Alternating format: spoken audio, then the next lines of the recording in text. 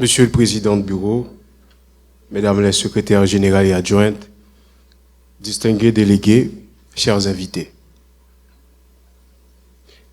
Est-il pensable que ce qui fut hier une organisation pleine d'espoir ne soit perçu aujourd'hui comme inanité? Illuminelitis, il convient de signaler que face aux enjeux contemporains, que chacun ici présent dans ce cercle vertueux peut constater que l'incertitude est devenue l'unique certitude et qu'une forme de sinistrose se répand dans un climat de grogne et de désenchantement. Nous, Français, affirmons que condamner ne suffit plus. Il nous faut une approche globale de la situation, c'est-à-dire réconcilier les antagonistes, penser les vieilles blessures du passé et mettre un terme à ces sempiternels débats sans issue. Monsieur le Président, durant ces 25 dernières années, le nombre de conflits et de morts dans le monde a augmenté de 25 et de 30%. Des groupes armés non étatiques s'opposent au processus démocratique dans plusieurs régions. Les zones de conflit empêchent l'acheminement de l'aide humanitaire et les femmes et les enfants en sont les premières victimes. C'est dans cette perspective que la France soutient l'année 2025 proclamée par les Nations Unies comme année de paix et de réconciliation. Cette initiative vise à renforcer et à promouvoir la résolution des différends par la diplomatie et le dialogue. Les avancées entre la Russie et les États-Unis donnent du lustre, en effet, aux idéaux des Nations Unies.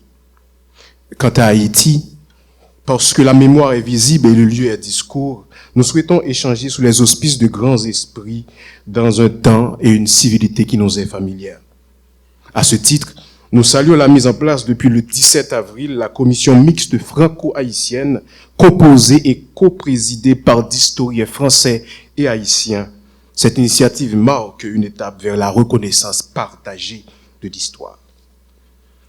Je pense que sur la question haïtienne, nous ne pouvons pas à chaque instant mettre 1 euro dans la boîte. Il nous faut une approche globale fondée sur le renforcement institutionnel et la consolidation de l'État haïtien.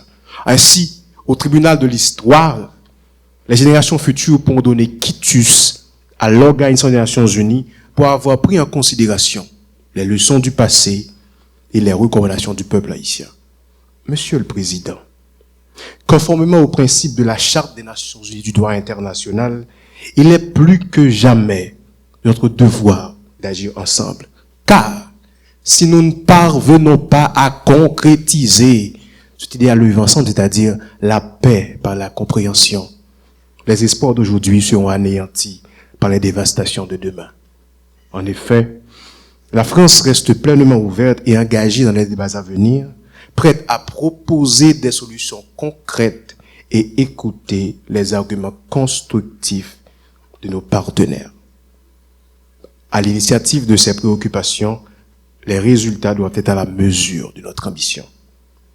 Et in petto, je pense que la force seule est vaine. Voilà pourquoi nous devons fixer des objectifs politiques clairs et ne plus nous contenter de céder à l'engrenage de la violence. Je vous remercie.